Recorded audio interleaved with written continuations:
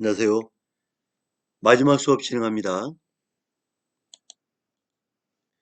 이 시간에는 지방자치단체의 주민의 역할입니다.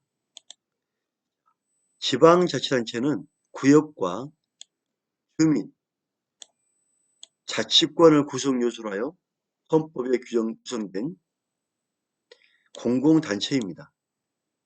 자, 헌법에서 지방자치단체를 구성하고 있다는 것은 많이 들어봤죠, 그죠? 주민은 지방자치단체의 인적 구성 요소로서 주민이 없는 지방자치나 지방자치단체는 고려할 수가 없습니다. 주민의 이해는 단체 자치적 입장에서는 본 지방자치단체의 구성원으로서의 주민이며 주민자치적 입장에서는 지역 통치 주체에 대한 지역 주권자로서의 주민입니다. 국가의 관계에서 국민의 요건이 제시되고 있듯이 지방자치단체와의 관계에서 주민의 요건은 엄격히 부여되고 있습니다. 주민의 의의를 보면 지방자치법에도 지방자치단체의 구역 안에 주소를 가진 자는 그 지방자치단체의 주민이 된다. 자, 자연인의 경우에는 지방자치단체의 구역 안에 주소를 두고 있는 자, 인종이나 국적, 성별, 연령, 행위 능력 등과 관계없이 누구든지 주민이 되게 됩니다. 외국인의 경우에도 당의 구역 안에 주소를 두게 되면 당연히 주민이 됩니다. 다만 한국 국적을 가지고 있지 않은 사람의 경우에는 관계 법률에 의하여 주민으로서의 권리 능력에 대하여 내국인과는 일정한 차이를 둘 수가 있습니다. 그래서 정확하게 주소를 두고 있느냐 없느냐 이런 차이입니다. 국적이 없다면 선거권이나 피선거권의 규제가 있겠죠. 그죠? 우리나라 주민의 자격 요건은 지방자치단체 구역 내에 주소를 가진 자입니다. 주민등록법에 의해서 이루어져야겠죠. 이러한 주민의 법적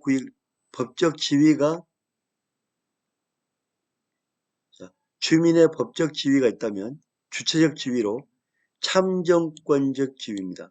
참정, 정치에 참여할 수 있는 권리.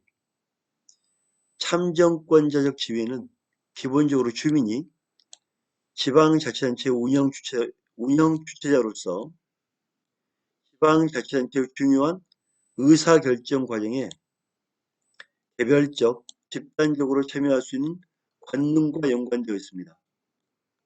이와 관련하여 주민은 관계 법령에 의하여 지방선거권, 피선거권, 청원권, 소청권, 각종 청구권과 같은 직접 참정권을 폭넓게 행사할 수 있습니다.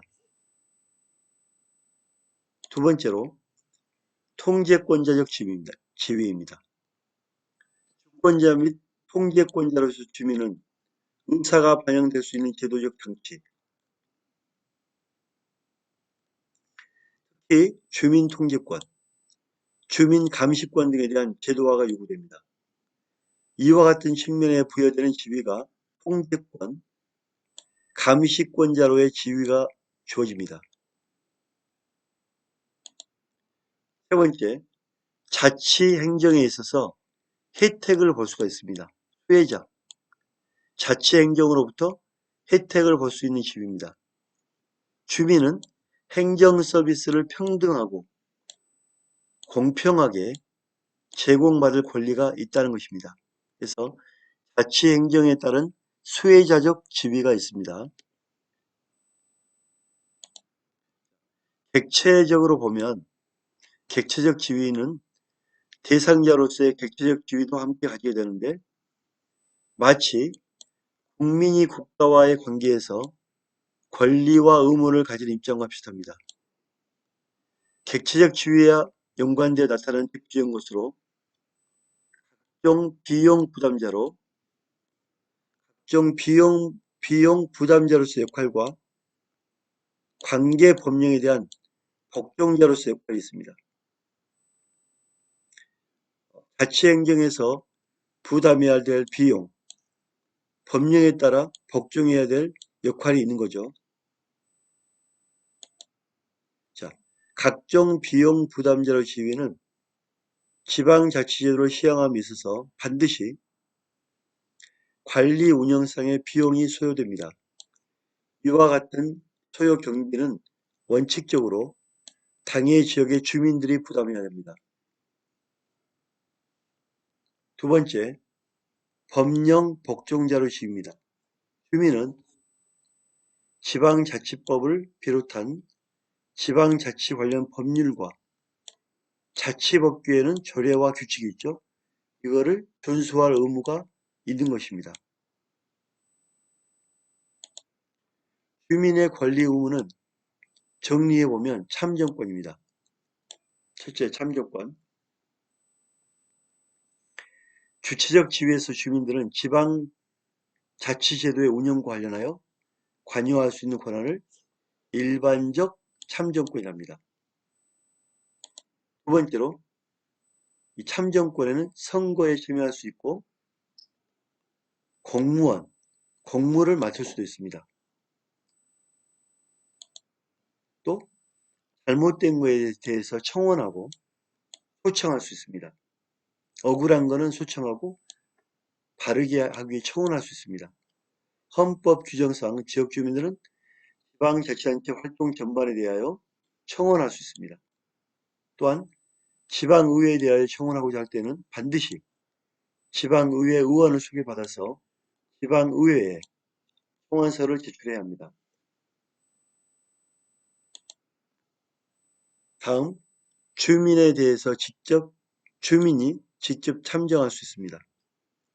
직접 참정 제도에는 지방자치에 대한 실질적 주민 참여 기회를 확대하고 주민 의사에 위반되는 주민 대의 기관의 각종 의사결정에 대한 주민 통제력의 향상을 할 수 있습니다. 의사결정에 대한 주민 통제력을 높일 수 있습니다.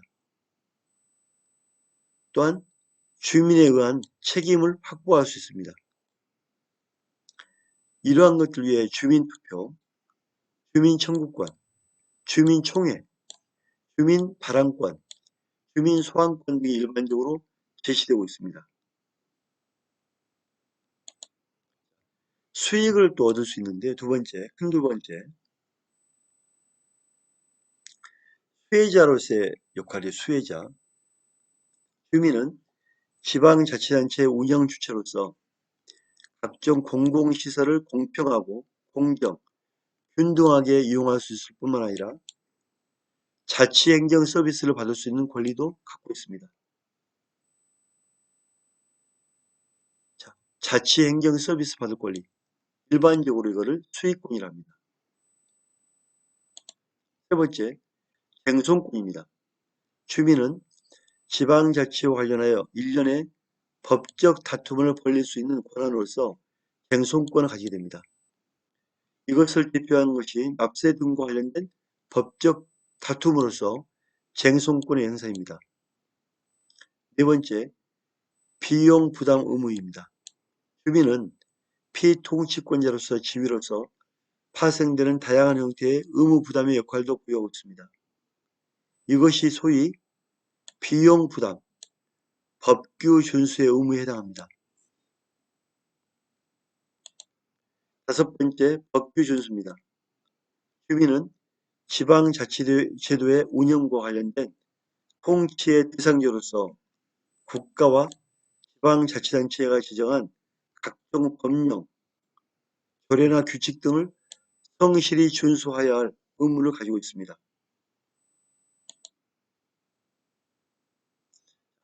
주민이 직접 참정하는 제도입니다. 주민 소환 제도로 대변되는 주민 직접 참정 제도는 광의의 주민 참정권의 한 형태로 볼 수 있겠지만 기존 선거권과 구분되어 의사결정 과정에 자신들의 의견을 직접 반영시킴으로써 주민들의 자치행정의 중요한 영역을 직접적으로 수행하는 측면을 강조하는 독립된 제도체제를 인식하게 되었습니다. 두 번째, 주민투표제도입니다. 여기는 크게 레프렌담에는 협의의 국민 표결입니다. 플레비짓, 국민 결정입니다. 레프렌담은 헌법상 제도화되어 있는 국민 표결권으로서 특정한 사항에 대하여 국민 투표에 의하여 이를 최종적 결정권을 행사하게 되는 제도를 의미합니다. 자, 국민 투표에 의하여 최종적 결정권 행사, 레프렌담. 플레비지트는 헌법상으로 제도화되어 있지만 통치권자가 특정한 사항에 대하여 국민에게 관련 의사를 물어서 이에 대한 결정을 내리고자 할 때 국민투표 형태로 의미합니다. 우리는 국민표결, 레프렌담을 많이 하겠죠. 레프렌담.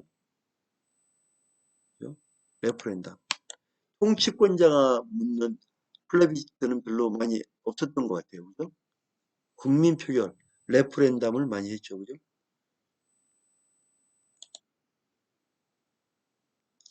주민이 직접 청구하는 제도로는 조례의 제정과 개폐 등에 대한 주민 직접 청구, 지방 사무에 대한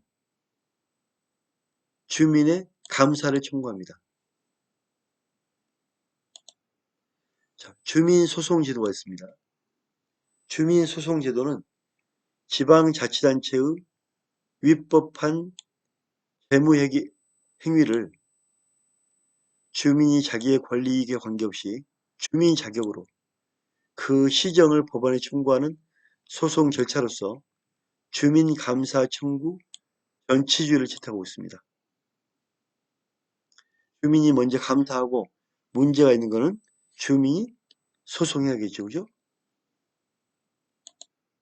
국민총회 제도가 있습니다. 국가에 따라서 지역사회의 중요한 현안의 과제에 대한 의사결정을 유권자 전원이 직접 참여하여 결정하는 주민총회 제도가 있습니다. 국민발안제도가 있습니다.